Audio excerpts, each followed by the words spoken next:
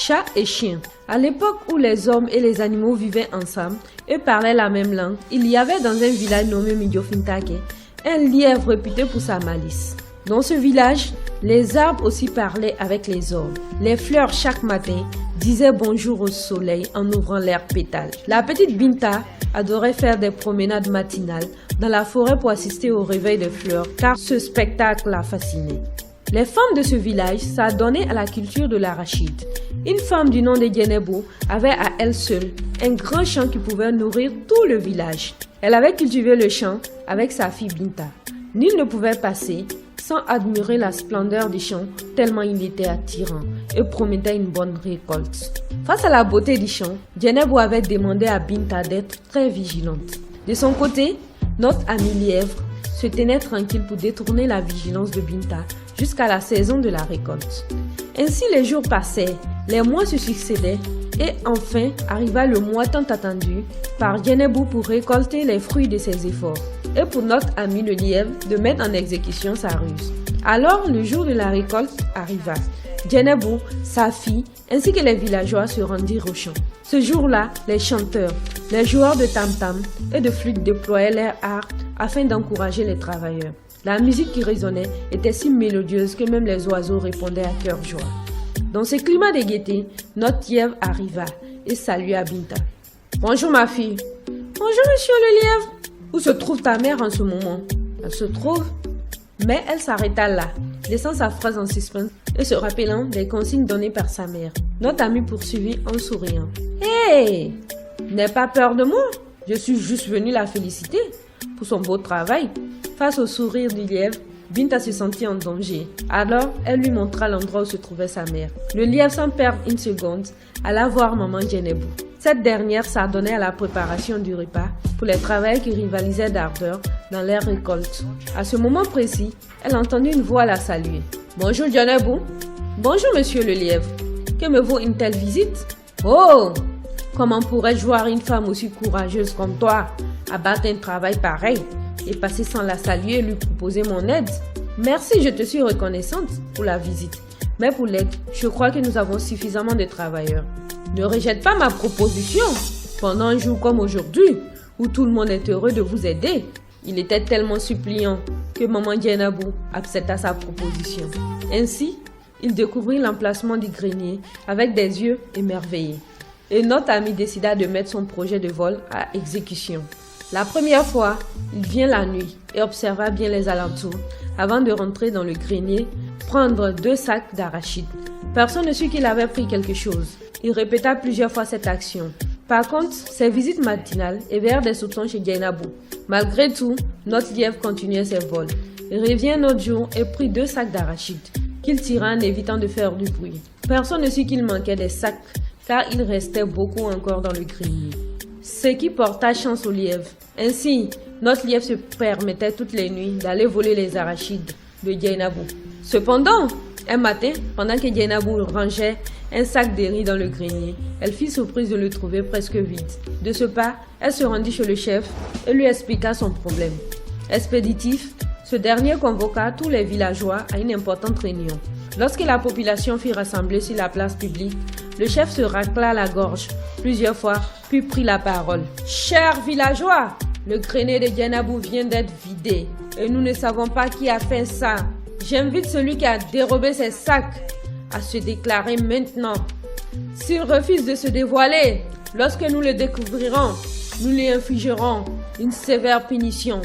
Surtout, je promets 5 sacs d'arachides à celui qui trouvera notre voleur. » Il regardait la foule pour voir si quelqu'un allait se désigner. En vain, personne ne le fit. Et Djenebou ajouta au propos du chef du village qu'elle promettait elle aussi des sacs d'arachides. Pendant ce temps, monsieur le lièvre était en promenade dans la forêt, en train de cueillir des champignons pour sa recette du soir. Tout joyeux, il songeait à la sauce arachide, aux champignons qu'il dégusterait le soir avec sa banane bouillie. C'était son plat préféré. Il marchait tout en chantant. Hé, hé, hé, j'ai volé. Et je ne manquerai pas d'arachide toute l'année. J'ai volé. Hé, hé, hé, tralalala, tralalala. J'ai de gros sacs. Hé, hé. Juste derrière un buisson était cachée la petite Binta qui entendit tout et alla le raconter à sa mère. Celle-ci lui dit de patienter, car ne dit-on pas tous les jours pour le voleur et un seul jour pour le propriétaire. Et elle mentionna qu'elle l'attraperait. Après la rencontre avec les villageois, le chef ordonna à ses gardes de poser des pièges discrètement partout chez Djenebou et d'accentuer la vigilance. Par la suite, ils postèrent des chiens un peu partout. Autour du grenier, notre très cher lièvre n'ayant pas appris la nouvelle, revient cette nuit comme à son habitude. Il marchait doucement et retenait son souffle pour éviter que quelqu'un ne le repère.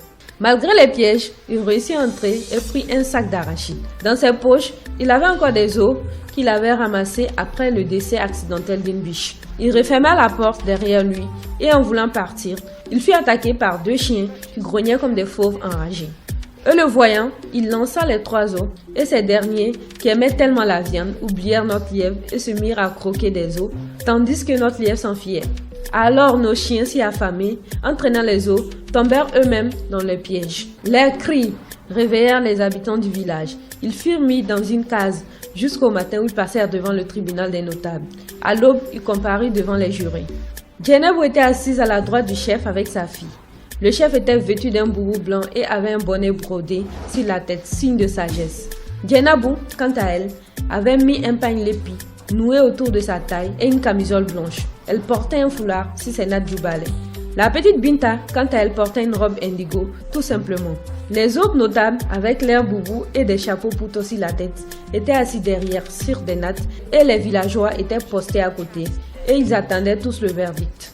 Les accusés étaient attachés et pensaient déjà au sort qui leur était réservé. Les chats avec leurs visages ronds et les poils multicolores, la haine dans les yeux qui étaient les ennemis jurés des chiens, crièrent ensemble. « Tuez-les! Ce sont des vauriens, des bâtards, des voleurs !»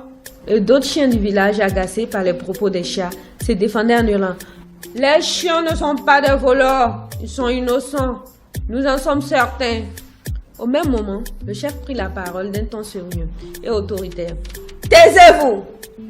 Un silence total s'installa dans l'assemblée. Ainsi il continua. « Pourquoi avez-vous volé les arachides de Djenebou ?» Les 2 chiens répondirent ensemble. « Nous ne sommes pas coupables, chef. Nous étions en train de surveiller lorsque le lièvre est entré sans éveiller notre attention. À sa sortie, nous l'avons attrapé, mais il avait jeté les os de viande de biche et nous étions si affamés que nous l'avons oublié, ce qui lui a permis de s'enfuir. Je suis sûr que ce que vous dites est faux, car le lièvre est très sérieux et il n'est pas un voleur. » Il parlait avec certitude. Les villageois crièrent ensemble. « Enfermez-les! Ce sont eux les voleurs !» Par la suite, le chef rendit son verdict. « Vous êtes accusés de vol. Vous avez déshonoré le village. En vertu de nos lois et de nos coutumes, j'ordonne qu'on vous coupe la queue et une patte chacun. Et je vous condamne à payer 10 sacs d'arachides à Djenebou. Garde!